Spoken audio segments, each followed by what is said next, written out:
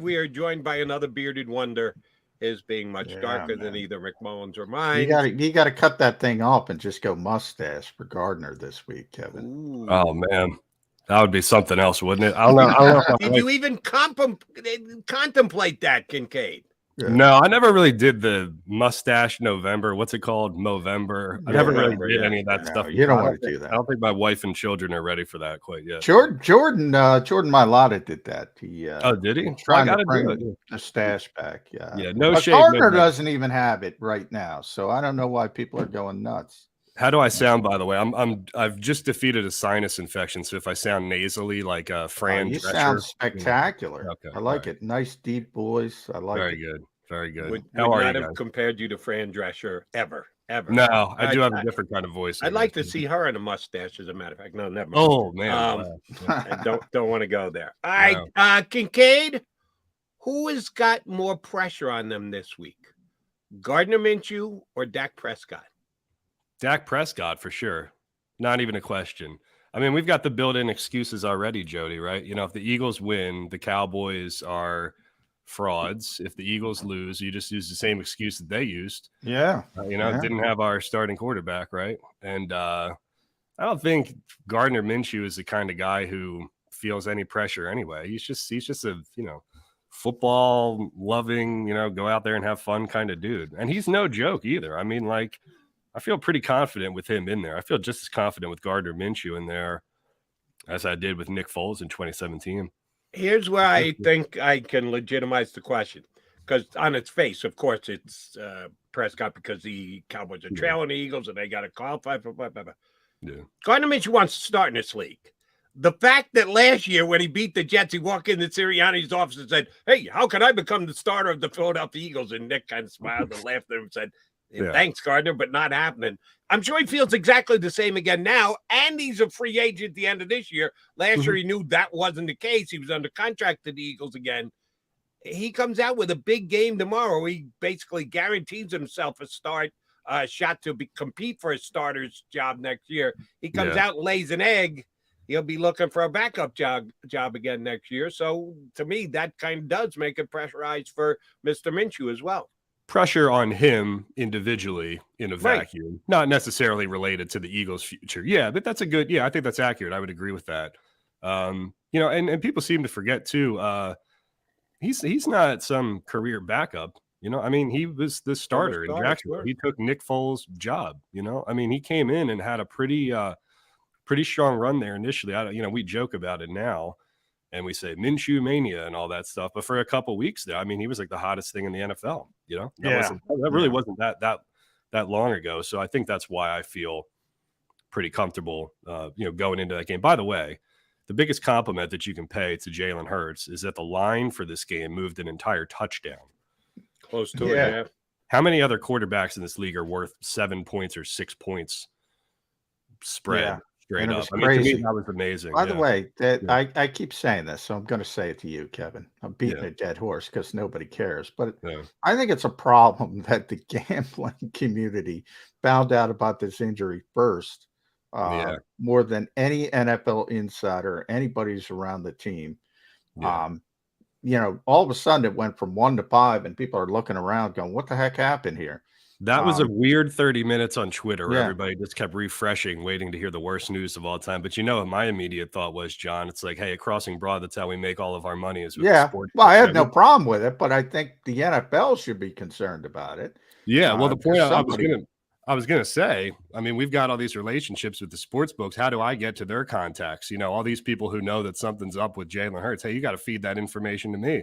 Exactly. I could beat Garofalo. I could beat Rap Sheet. I could beat all these guys. I got to get somebody to help me out. Well, let me paint a possible scenario for you guys, and this is based on no information or inside knowledge. Adam Schefter signed a contract extension with ESPN this year. Did he not?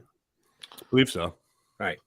Wasn't there at least the conversation that he could go to work for one of the major betting outlets just to make sure that they got the information that he has before anybody else?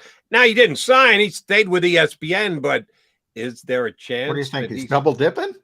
Yeah, I'm just throwing it out there. I know nothing. I'm like Sergeant Schultz here. I know nothing.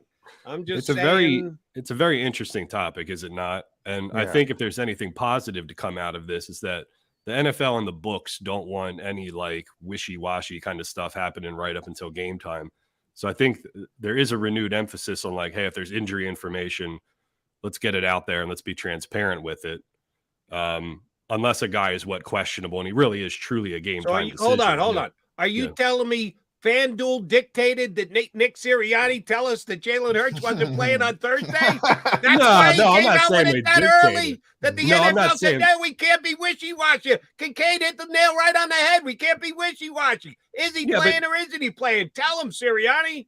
Yeah, you want to know, is he playing or is he not playing? And with the sports book, I mean, maybe not necessarily through the path of the sports books mandating, hey, we need to know. But, I mean, we got from point A to point B somehow, right? So there's the Jalen Hurts injury thing was resolved days before the game is actually going to take place. So I think people in a vacuum would probably say that that's a win, you know? Yeah, that's true. We don't have the nonsense competitive advantage that we typically have. Leading up to a game.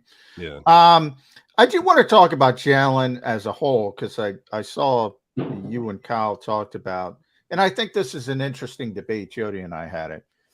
There's two extremes to the spectrum, right? You have that group that says Jalen Hurts ran it 17 times. That's too much. You can't run Jalen Hurts 17 times.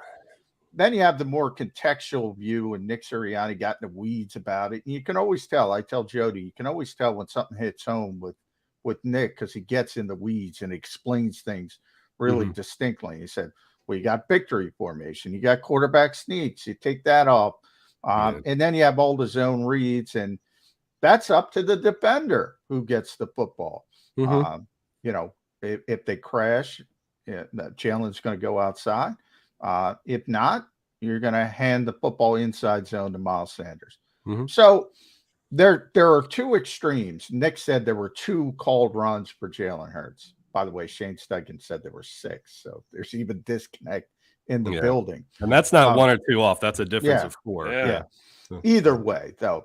But the people saying 17 carries, they're full of you-know-what as well. Where I think Nick hit home is explaining this is why we're good. This is why we do that. So when Jalen Hurts gets back, Kevin Kinkead, are you going to be cautious with him, or are you going to run the offense that made you so good? Going to run the offense that got us to 13-1. You know, they may never be at this point ever again in Jalen Hurts' entire career. How often does a team go 13-1? Like they are in it to win it. There is no looking ahead to next year, or like protecting this guy or whatever. Yeah, you're probably going to sign him to a long-term contract, but they may never have a better chance to win the Super Bowl than they do right now. Okay. So you do what got you there. It's just the nature of these kinds of quarterbacks. I mean, I'm not saying anything profound here, but the bottom line is that, look, that's why I did the example in our show the other day. If they called 100 RPOs in a row, but 100 times in a row, the defensive read was for Jalen Hurts to pull and run himself, then he's making the right decisions. You know, it's not even about the right or the wrong decision. It's the decision is predicated on what somebody is showing you. So I don't have an issue with it. My only issue beyond it is that you do have to go outside of the scheme of option plays to manufacture legitimate touches for Miles Sanders, right? Because you can't come back after. And you'll see that this week, by the way. You'll see just regular inside zone because Gardner can't. He can do it, but he's not going to be as effective. He's not. No, Gardner Minshew is not Dennis Dixon and Pat White and pick any other college quarterback who ran zone read to perfection. He is not that, you know. And so that's my only thing is that you can throw your hands up in the air after a game and say, well, we had 27 RPOs and only one of them went to Miles Sanders. Well, in the end of the day, you've still failed to get the ball in the hands of a Pro Bowler, right? So I mean, more than one. You know, this is a classic case of more than one thing can be true, right? So. I throw caution to the wind, honestly. Like, I know people are concerned about the quarterback, but like the way that I look at it in the immediacy is like, they're 13-1, man. You may not get another chance to do this anytime soon. So you got to go for it, and you got to keep doing what's made you successful up until this point. But here's where John and I diverge in the woods. John is a guy who believes that you don't change a thing. That your 2 choices are, we scrap it all and redo the offense because Jalen got hurt, or we're going to do whatever the hell we want because we're the Philadelphia Eagles and we're 13-1. And we're going to do it because we know it. There's a happy medium in the middle there. You can adjust the offense. Yeah. You can pull back on the reins a little bit and not have Jalen run it as much. I don't know. Maybe I'm a centrist, but at heart, but I don't know the reason why people feel the need to get to the divergent ends. Maybe it's because of the political climate in which we live. You got to be one or the other. You can't be in the middle. I think the middle is where they belong. I think they need to adjust some. I think part of why Jalen got hurt was they lean on it a little too heavily, and there's a happy medium somewhere in the middle. But we shall see. the thing that bolsters your argument, Jody, is that Jalen Hurts has turned out to be a much better passer than any of us expected. He's thrown beautiful. He's the highest rated passer from the pocket in the NFL. Highest, numero uno, number one from the pocket. If we were talking about Tim Tebow here and all he could do is run zone read and RPO and throw screen passes and throw 10 yards, I mean, then we'd have a different conversation. But Jalen Hurts is dropping, dimes over the shoulder to not just his WR1, but Devonta Smith as well. So you can say, yeah, we can chuck the ball down the field. And they did chuck the ball down the field. That's the irony in all of this. Yeah, did it in that game. Yeah. Is that in the game where he ran the ball 17 times, he also threw it 12 times, 20 yards or more down the field. I mean, so you could legitimately say, yeah, we can make some tweaks to the offense because he is that damn good at the other part, So, I mean, it's like you're spoiled for riches, honestly. He's an amazing zone read and RPO quarterback. But he's got two great wide receivers, he's got the best weapons of any quarterback going back to, gotta find out. I mean, Shady and Macklin in 2014, I guess. I don't know. Sure. But yeah, so you can make an argument that you can tweak it just because he's so much better at that than anybody thought he was going to be. Yeah. To bring a larger theme to it, because I also believe this, and you're a good person to bounce this off of, Kevin, because you cover all Philadelphia teams. In a lot of ways, I think Sam Hinkie broke Philadelphia for a number of fans from this perspective. Nobody ever thinks, everybody's always talking about the future. Everybody's always talking about the future. There's a big difference between being the worst team in basketball and trying to rebuild and being 13-1, as you pointed out. 13-1 doesn't come around often. This team's been around since 1933. All right. They've already tied the franchise record for wins. I always go back to Dan Marino. Dan himself said second season makes the Super Bowl. It's like so far ahead of everybody else in the passing game. Oh, I'll be back. Never got back. The assumption the window's open for 5 years, you got to seize the moment. Everybody's talking about, not everybody, but again, talking about the Saints game. You got to win the Saints game to make sure the draft pick goes higher. No, you don't. You got to win the Super Bowl. You have to take advantage of this window. Where are you on that sort of spectrum? I agree 100%. The window is now. And that's why I've taken this maybe annoyingly hardcore turn to Jody's lunatic fringe of Posidelphia this year. Because, I hear these gripes about Jonathan Gannon. I hear what Seth is saying, right? I've been obliterating Seth all year long because I think that when you square it down to the most basic thing, they're 13-1. This never happens. This happens maybe once every 25 years, if that. If we are not living in the moment and enjoying the moment right now, then what are we doing? Why do we watch football? Why do we cover football? This is it. This is it. If you want to keep an eye out and say, well, yeah, about the draft next year and you got these picks, I mean, that's fine. It's nice. You can win the whole damn thing right now. Yeah. You win the whole damn thing right now. And I think that we're just conditioned to, always be asking for what could be better, what can improve or whatever. And I get it. That's a good philosophy to have in life. I can always get better at something, right? But you can't do much better than 13-1. There's not, you're going from, it's easy to go from bad to good. It's easier to go from good to great, to go from great to elite. It's very little, this is what people are arguing about on Twitter right now is this much, so I just want people to You can have all these conversations. We can have these discussions about Jonathan Gannon and scheme and Jalen Hurts and running and whatnot. I just hope people are enjoying the ride, man, because this stuff just doesn't happen very often. And the window is right now. It's right now.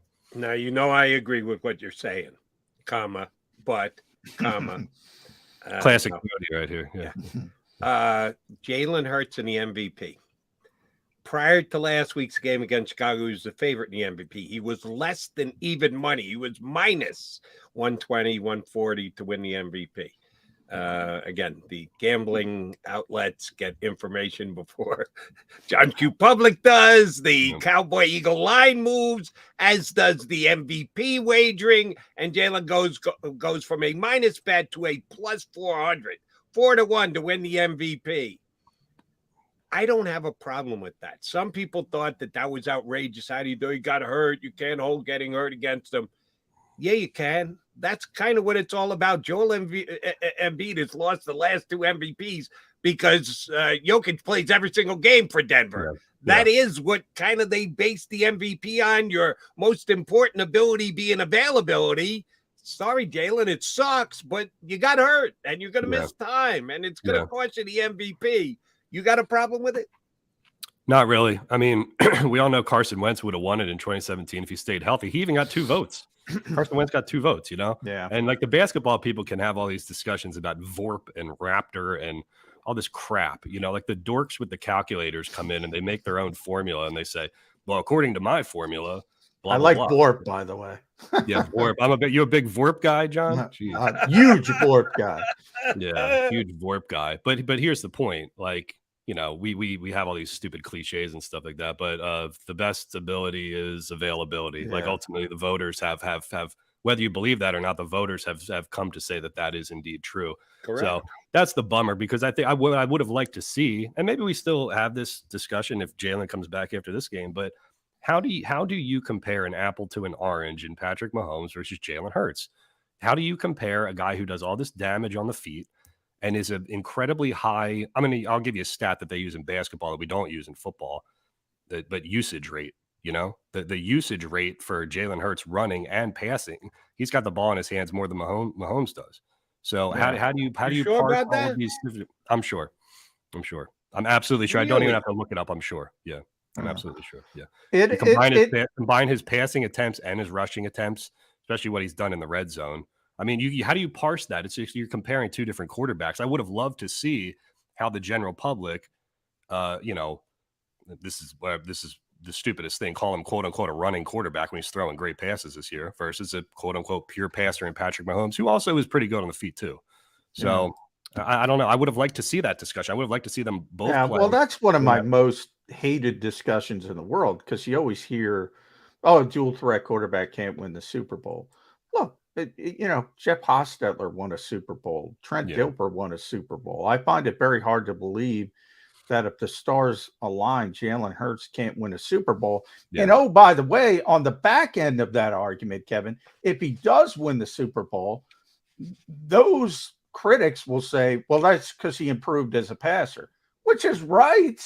Yeah. So I don't even understand the discussion, because you've already, I always joke in these debates, if you got the GPS programmed to the destination, it's getting you there. No matter how many turns you take, it's getting you there. And if you believe a running quarterback can't win a Super Bowl, Steve Young, but they already said, well, Steve was a great threat. Yes, but he could run. Yeah. So the debate is skewed, because already Jalen Hurts is a great passer. As Jody pointed out, he leads the NFL from the pocket passer rating. He's top 5 in passer rating overall.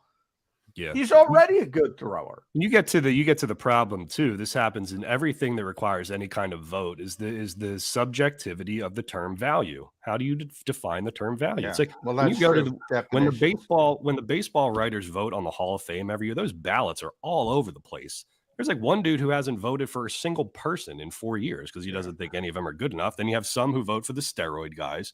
You have some who are like steadfastly against the steroid guys. The Rock and Roll Hall of Fame, we got rappers in the Rock and Roll Hall of Fame. You know what I mean? Like what is the criteria? Like the criteria needs to be. By the way, you're a rocker. Why did it take Pat Benatar so long to get in the Rock and Roll Hall of Fame? Oh, don't even get me started on all of this. There's bands that like it took Judas Priest like 75 years to even get in there, you know. So, but Eminem is in there, you know. So I don't know. We'll have to have a separate Birds 365. Exactly. Yeah. Rock and Roll 365. I brought this up with Ed Kratz earlier, and you deal with the public, your website, getting responses, stuff like that, Kevin. So you're a good guy to ask. Eagles are as good a traveling fan base as there is in the National Football League. You know it. I know it. John knows it. Oh, they know it too. And they like to tell me about it when I'm on the radio about how the Giant game a couple weeks ago was 3-1 Eagles fans. No, it wasn't. I asked a couple people specifically what would you say the breakout was. And they said more Giant fans than Eagle fans. Eagle fans were just loud. But they sometimes overstate exactly how many people make the trip and get tickets to get in the stadium. This week is going to be very difficult. And I'm not knocking or mocking Eagle fans at all because it's Christmas. The weather stinks. Yeah. And Dallas is good. They're not just going to give up their tickets. So I don't expect a big time Eagle presence. They have given their team that on the road this year. And I think it's helped. That's not the main reason they're 13-1, but it's helped. How small a contingent of Eagle fans do you think will be in Dallas tomorrow?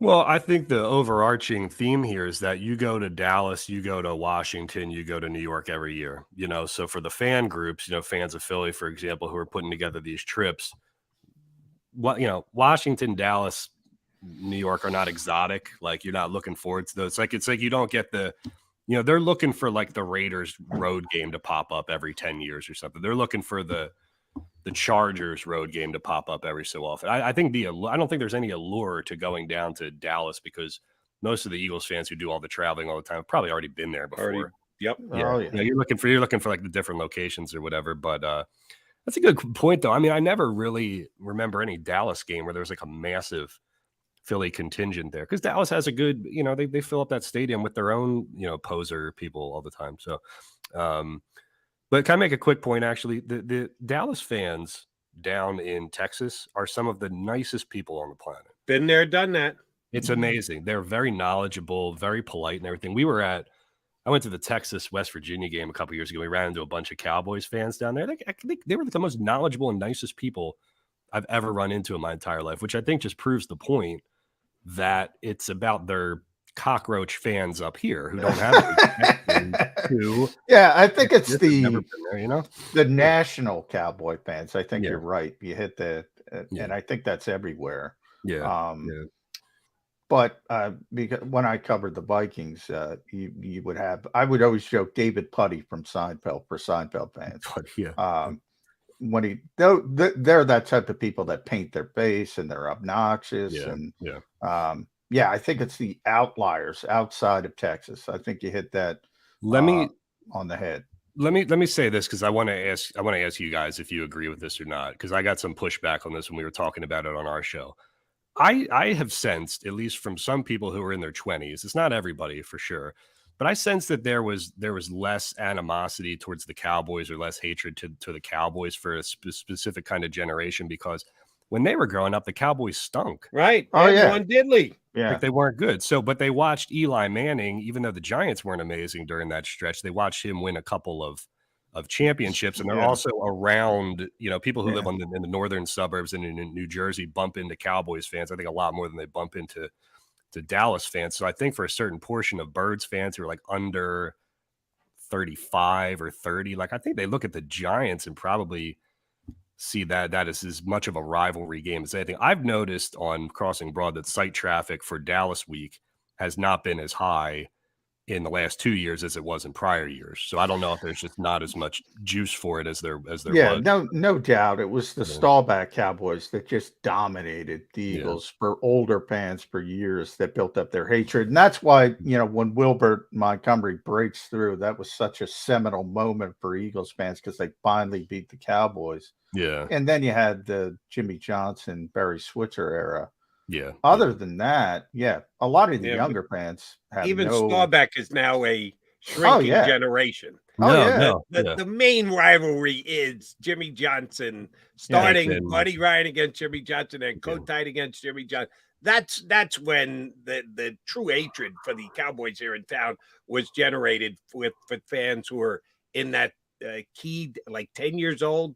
That's when you really become a fan, sometime between 8 and 10, and then you carry that with you for the rest of your life. That's when I think the Cowboy-Eagle rivalry was at its greatest. And that Cowboys team was really, really good. But that's been a long time. Right. So who do you hate? If you're 25 years old, what Cowboys did you despise growing up? Like Tashard Choice? There's no reason to. You're too young to hate Troy Aikman. Yeah, I do want to talk about this. Troy Aikman is the lead announcer on Fox. He's not the Dallas Cowboys quarterback. If you're 25 years old, that's what you think of Troy Aikman as. Oh, Joe Buck's partner. Yeah, and he's only he's the second least favorite partner on a two-man crew. So there you go. Disrespect. It's been a big theme. Started with Micah Parsons, Chris Sims disrespecting Jalen Hurts, which is actually kind of true. This is a big week for the disrespecters, Kevin, because if Gardner Minshew can perform with this offense, and by the way, think about this. So the Eagles like to play 11 personnel. When Jalen Hurts is out there, 10 of those guys are Pro Bowl caliber players or alternates.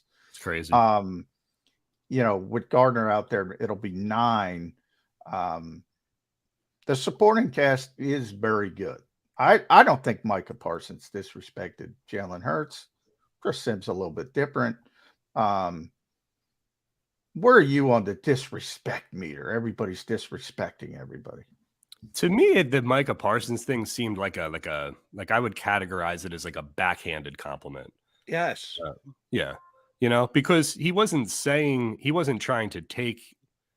I think in saying how good the coaches were and how good the offensive line was and how good everybody else was, he kind of, marginalized what Hurts' achievements. He's been just as good as anybody, but he didn't come out and like crush the guy and kill the guy and say he can't play and he stinks or whatever. It was you had to read between the lines there and you had to do some parsing. I looked a lot at Von Miller's body language, because it was like Parsons was looking at him and kind of like nodding, like you get what I'm saying. You play the same position, right?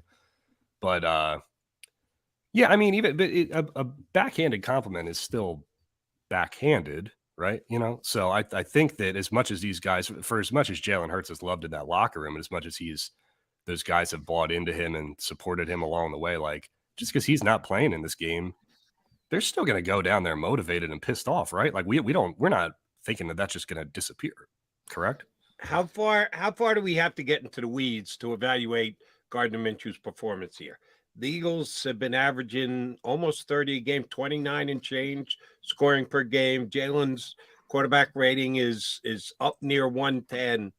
If the Eagles win this game 21-20 and Gardner Minshew's quarterback rating is 90, the Jalen detractors get to go, see, they beat the Cowboys. They didn't even need Jalen Hurts. Don't we have to do a little bit more of a deep dive at the actual quarterback play and how the game plays to be able to compare what the Eagles are without Jalen Hurts and with Jalen Hurts? It's kind of a moot point because those people are going to say it anyway, Jody, regardless of whether his QBR is 70 or 130. I mean, like we live in the era of you just make up your own news and choose what to believe and choose what not to believe. It's like that's why all these stats suck. Yeah, I mean, there's one stat that you can grab a hold of and go, yeah, but look at this stat. And even though there are 9 or 10 that fly right in the face of the statement you're trying to make. That's why I was rolling my eyes when Schatz came out the other day and he's like, well, Patrick Mahomes has a 1,500 DYR. I don't even know how to say it, And then it's like, look, man, if you're now DYAR, that's different than DVOA. That's right. Yeah. But listen, here's the thing. If the formula that you're using to make your argument for Patrick Mahomes being the MVP also includes a top 5 of Jared Goff and Geno Smith, my guy Geno, then it's probably not the strongest argument to. Yeah, why don't ESPN's Football Power Index gets a lot of hate, rightfully so, because they had Dallas number 1, and they stayed number 1 after blowing a 17-point lead over Jacksonville. Now, at some point, if you have this formula, you say, they probably shouldn't be number one this week. Do you Yeah. tweak something, or you love your Borp so much you can't get away from Borp? You know what it is? It's like to what Jody was saying earlier. It's like if you go too far on either end of the analytics versus eye test spectrum, you're doing yourself a disservice. If all you want to talk about is numbers, you're not watching the game. If all you want to do is watch the game, then you're not using any numbers to help inform and educate at the same time. You know, I think to the latter point, like people look at Jonathan Gannon's defense and they say, well, they're giving up some running plays. They're giving up some running plays. You got to go further. You got to go a step further. They don't give up explosive plays over the top. They don't give up big passing plays. Which is the goal, by the way. Yeah, the scheme is doing exactly what it was supposed to do. So I think like you got to live somewhere in the middle. There's a you know, probably the truth with everything here, guys, is that you got to be in the middle of everything, because there's just not in everything these days. We're too far off the, you know, fringes, whether it's analytics, eye test, conservatives, Democrats, all this, you know, crapple. You know, it's exhausting. The Gannon debate is so friggin' easy. Sacks. Yeah. That's all you need to know. Sacks. They get sacks. They're number one in the league in sacks. I don't care how the hell they get sacks. Yeah. If they get sacks, you better believe he's getting the job done. And that's why those who are still questioning Gannon are just ludicrous and ridiculous. All right, we're running out of time here, KK, so I need you on the record. Gardner Minshew gets the start, certainly wants to do well for his Eagle brethren, but also for himself, for potential next year. Cowboys want to cling to that little hope that they can steal this division. How's it play out Saturday? It's going to be a very close game. Neither team is going to cover. I think it's like a 27-24 or a 24-21 kind of game. But I think the Eagles show up motivated. You know, I mean, look, Dallas has not exactly shown themselves to be world beaters in the last couple of weeks. They struggled with the Texans, and they're coming off a loss. So if you want to crown the Cowboys, you can crown them. Yeah, go Denny Green. I like it. Denny Green, the late Denny Green, right? But I think the Eagles can get it done. I think the Eagles can win like a 27-24, like a 26-23 kind of game, something like that. Okay. All right. KK, always a pleasure. We appreciate it whenever you come on. Make sure you check out Crossing Broad on a day in, day out basis. Thank you for jumping in with us today, buddy. Have a happy holiday. You guys as well. Happy holidays, Christmas, Hanukkah, Festivus for the rest of us. Yes, exactly. Merry that Festivus. Is Kevin Kinkead from Crossing Broad here with us on Birds 365. All right, Mac and Mac coming back. We got Kinkead on the record. We got Kratz on the record. You need to hear from the JMs. John McMullen and Jody McDonald will have your Eagles Cowboys predictions next here on Birds 365.